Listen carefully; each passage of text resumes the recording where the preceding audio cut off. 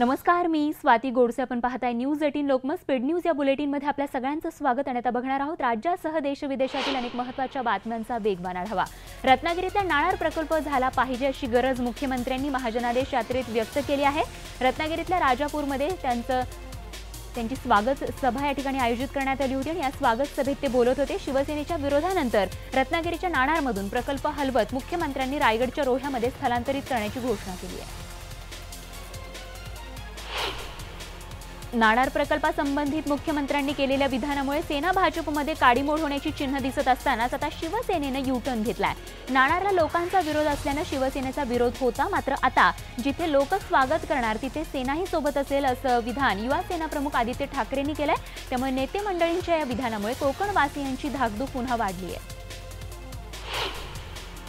मुख्यमंत्र्यांची महाजनादेश यात्रा नारायण राणेंच्या होमटाऊनमध्ये दाखल झाली. यावेळी कणकवलीमध्ये मुख्यमंत्र्यांच्या स्वागतासाठी सज्ज असलेल्या नारायण राणेंनी आपण लवकरच भाजपत प्रवेश करणार असल्याची घोषणा केली.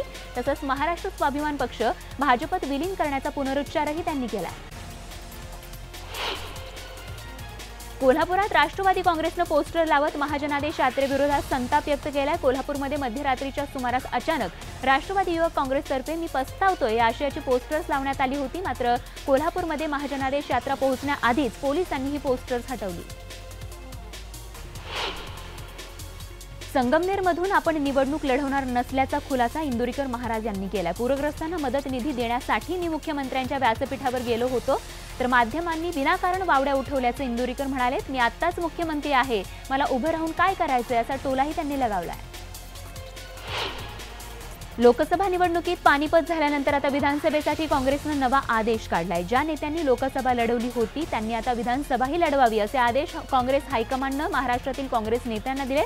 यामध्ये अशोक चव्हाण, राजीव सातव, मिलिंद देवरा, नाना पटोले आणि संजय निरुपमा यांचा देखील समावेश आहे. 30 सप्टेंबरपर्यंत आरेमध्ये वृक्षतोड केली जाणार नाही अशी माहिती मुंबई मेट्रोनं उच्च न्यायालयामध्ये दिली. याबद्दलची पुढची सुनावणी आता 30 तारखेला होणार आहे. दरम्यान आता आरे वाचवण्यासाठी माजी केंद्रीय पर्यावरण मंत्री आणि काँग्रेसचे ज्येष्ठ नेते जयराम रमेश यांनी देखील पाठिंबा दिलाय.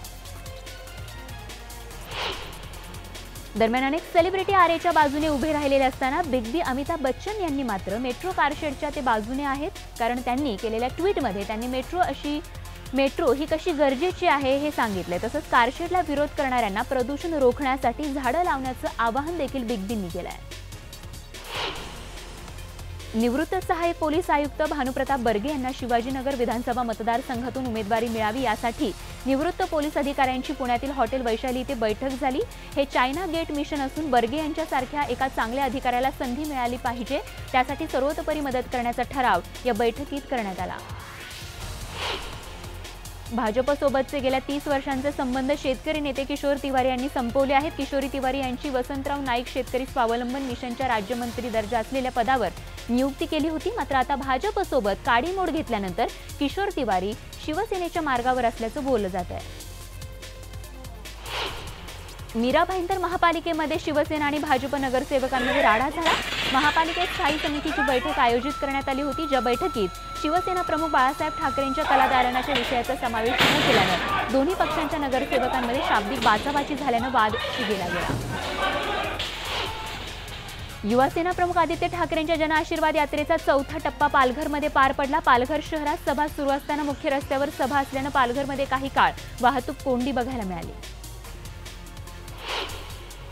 बंगालच्या उपसागरात वायव्येला तयार झालेल्या कमी दाबाच्या क्षेत्रामुळे पुढील 3 ते 4 दिवसांमध्ये महाराष्ट्रात अनेक ठिकाणी जोरदार पावसाची शक्यता आहे. उद्या मुंबई आणि ठाणे जिल्ह्यामध्ये काही ठिकाणी अतिवृष्टीची शक्यता भारतीय हवामान विभागानं वर्तवली आहे.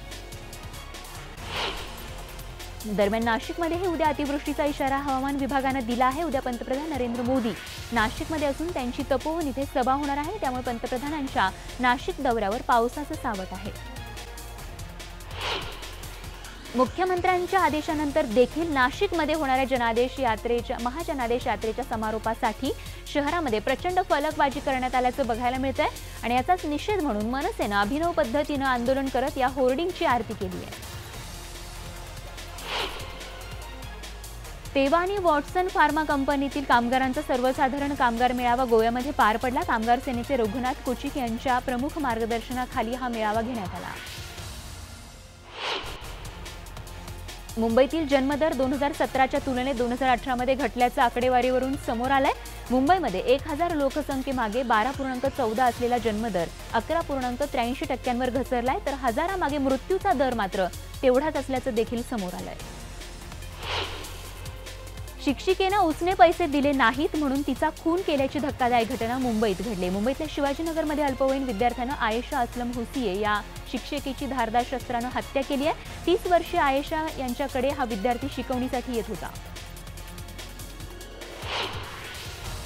मुंबई नाशिक महामार्गावरती भिवंडीतल्या मानकोली नाका ते खारेगावच्या दरम्यान प्रचंड वाहतूक कोंडी झाल्याचं दिसून आलं, तर दोन्ही बाजूला झालेल्या या वाहतूक कोंडीमुळे प्रवाशांचे प्रचंड हाल झाले। गेल्या काही दिवसांपासून या महामार्गाची खड्ड्यांमुळे चाळण झाली आहे। तर तिथेच दुसरीकडे नागपूरमध्ये देखील संपूर्ण शहर खड्डेमय झाल्याचं बघायला मिळते, त्यामुळे खड्ड्यांमधून मार्ग काढण्यासाठी स्थानिकांना मोठी कसरत करावी लागते। मोक्षधाम ते बसस्थानक चौकापर्यंत असणाऱ्या वर्दळीच्या मार्गावरच्या या खड्ड्यांमुळे नागरिक पुरते संतापले। मुंबईमध्ये पावसाळ्यात पाणी तुंबू नये म्हणून महापालिका एक नवा प्रयोग करण्याच्या विचारात आहे। जपानच्या धर्तीवर मुंबईमध्ये तुंबलेलं पाणी साठवून ठेवण्यासाठी पाण्याचे बोगदे तयार करता येऊ शकतात का याची चाचपणी सुरू करण्यात येणार आहे। तर तिथे दुसरीकडे विरोधी पक्षनेते रवी राजांनी मात्र हा केवळ पैसे वाया घालवण्याचा प्रकार असल्याचा आरोप केला आहे। ऐन निवडणुकीच्या तोंडावर मुंबई भाजपमधील खदखद उघड झाली आहे। मुंबई भाजपचे अध्यक्ष मंगल प्रभात लोढांवर कार्यकर्ते नाराज आहेत। लोढांकडून कुटुंबीय आणि मर्जीतल्या लोकांचीच संघटनेत नेमणूक होत आहे असा कार्यकर्त्यांचा आरोप आहे। जनआशीर्वाद यात्रा नालासोपाऱ्यात दाखल झाल्यानंतर युवासेना प्रमुख आदित्य ठाकरेंनी बहुजन विकास आघाडीचे अध्यक्ष हितेंद्र ठाकूर यांना जोरदार आव्हान दिलंय। इलाका भी हमारा है और धमाका भी हम करेंगे असं म्हणत आदित्य यांनी ठाकूरांना खुलं आव्हान दिलंय। राष्ट्रवादी काँग्रेसनं बदलापूरमध्ये आश्वासनांचे फुगे सोडून अनोखं आंदोलन केलं। यावेळी बदलापुरातल्या आमदार आणि खासदारांनी दिलेल्या अनेक आश्वासनांचे बॅनर फुग्यांना बांधण्यात आले होते। बदलापूर जवळच्या बारवी धरणाची उंची 4 मीटरनं वाढवल्यानंतर पहिल्याच वर्षी हे धरण नवीन क्षमतेनुसार 100% भरलंय। उंची वाढवल्यानं पाणी साठाही दुप्पट झालाय, पण हे जास्तीचं पाणी बदलापूरकरांना वापरता येणार नसल्याचं आमदार किसन कथोरेंनी म्हटलंय, त्यामुळे बदलापूरकरांच्या चिंतेत वाढ झाली आहे। भिवंडी कल्याण रोडवर खड्ड्यांमुळे मोठा अनर्थ होता टळलाय। भिवंडी कल्याण रोडवर मोठ्या प्रमाणात खड्डे पडले असून पावसामुळे या खड्ड्यांमध्ये पाणी साचलं होतं। या पाण्यामुळे खड्डा न दिसल्यानं एक टेम्पो खड्ड्यात अडकला होता। मुरबाडमधील बागेश्वर तलावाचं रूप वन विभागानं पालटले। देखभाल दुरुस्ती अभावी हे तलावामध्ये सांडपाणी आणि गाळानं हे तलाव भरलं होतं आणि त्यानंतर राज्य संवर्धन योजनेअंतर्गत 2.5 कोटींच्या निधीतून या तलावाची स्वच्छता करून त्याचं सौंदर्यीकरण करण्यात आलंय। सिद्धिविनायक मंदिर आणि मुंबई महापालिकेत दादर परिसरात मल्टी स्पेशालिटी हॉस्पिटल बांधण्यासाठी सामंजस्य करार झाला। या करारानुसार महापालिका सिद्धिविनायक मंदिर न्यासाला 8 मजली रुग्णालय बांधून देईल, तर ते चालवण्याची संपूर्ण जबाबदारी न्यासाची असेल। सततच्या पावसामुळे भाज्यांची आवक रोडावली आहे। परिणामी भाज्यांच्या किमती कडाडू लागलेल्या आहेत। मुंबईमध्ये काही ठिकाणी कांदा 60 रुपये किलोच्या घरात गेला असून अन्य भाज्यांची विक्री ही सरासरी 80 रुपये किलोनेच होतीये। 2 महिन्यांपूर्वी धोकादायक म्हणून बंद करण्यात आलेला जुहू तारा रोडवरील पूल येत्या 4 महिन्यांमध्ये उभारण्यात येणार आहे। 13 कोटी रुपये या पुलासाठी खर्च केले जाणार आहेत। या प्रस्तावाला मंगळवारी स्थायी समितीची मंजुरी मिळाली आहे। रक्तामधून HIV संसर्ग होण्याचं प्रमाण लक्षणीयरित्या खाली आलंय। 2012 मध्ये 53 जणांना रक्तातून HIV संसर्ग झाला होता, तर 2018 मध्ये हे प्रमाण कमी होऊन 6 इतकं झालंय। मागील 6 वर्षांमध्ये 90% हा संसर्ग कमी झाल्याची माहिती मुंबई जिल्हा एड्स कंट्रोल सोसायटीने दिली आहे।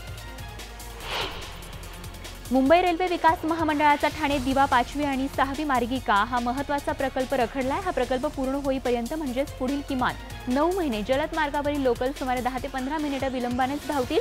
ठाणे दिवा प्रकल्प पूर्णत्वास येत नाही तोपर्यंत जलद मार्गावरील प्रवाशांना विलंब यातना सहन कराव्या लागणार असल्याचं रेल्वे अधिकाऱ्यांनी सांगितलंय। बेस्ट उपक्रमाच्या बैठकीत सीएनजीवरील 500 बस सेवेत समाविष्ट करण्याच्या निर्णयाला मंजुरी देण्यात आली। आता बेस्टमध्ये सीएनजीवर चालणाऱ्या बसची संख्या 2000हून अधिक होणार आहे। ही संख्या वाढताना पुरेशा प्रमाणात सीएनजीचा साठा उपलब्ध होण्यासाठी बेस्ट आगारात आणखी सीएनजी पंप उभारण्याची मागणी महानगर गॅसकडे केली जाणार आहे। पुणे शहराला पाणी पुरवठा करणाऱ्या पंपिंग स्टेशनची दुरुस्ती आणि देखभालीच्या कामांसाठी गुरुवारी पुणे शहराचा पाणी पुरवठा बंद ठेवला जाणार आहे। तसंच शुक्रवारी कमी दाबाने आणि उशिराने पाणी पुरवठा केला जाईल अशी माहिती देण्यात आली आहे। आधारमधील माहितीचं अद्ययावतीकरण करणं अत्यंत सुलभ करणारा निर्णय UIDAIनं घेतलेला आहे। छायाचित्र, बोटांचे ठसे, मोबाईल क्रमांक अशा नोंदींमध्ये बदल करण्यासाठी कोणत्याही प्रकारच्या कागदपत्रांची आता गरज भासणार नाही। मात्र आधार कार्डवरील नाव, पत्ता बदलण्यासाठी अर्जदाराला त्याचा पुरावा असलेलं शासकीय कागदपत्र सादर करणं आवश्यक ठरणार आहे। राज्यामध्ये स्वाईन फ्लूने डोकं वर काढले। गेल्या 9 महिन्यांमध्ये स्वाईन फ्लूमुळे 212 जणांचा बळी गेलाय। नाशिकसह मुंबई, पुणे, कोल्हापूर, नागपूर, अहमदनगर इथे स्वाईन फ्लूचे रुग्ण आढळलेत। नाशिकमध्ये 33 जणांचा मृत्यू झालाय।